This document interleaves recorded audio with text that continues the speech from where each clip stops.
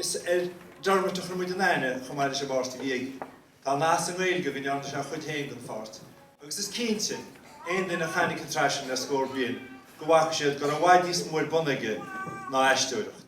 Ba sémas bhicil támaí in the chuid gohí, in the chuid cainte, sa meallach an rumpur sé héin, sa meallach ealaíonta sin ar bhain se leas as a chaipí.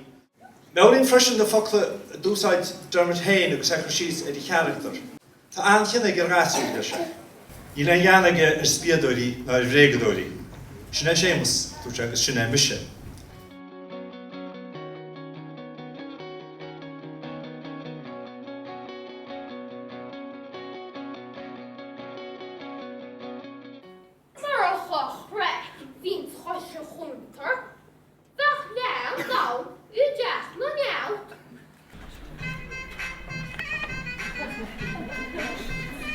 Dhiarmuid le fúiltear nuair óla ní chutí.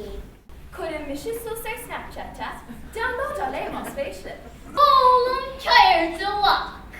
Mar siad an drama fún na hamars, a dágatí na cac. Úmórscuid ag an Adhastair, cén ar cheansa béalach ná Adhastair riamhrú. Ní lá go brach dá luafar luachtra nach chamála liste bheits tainnim scrífa, gur maith.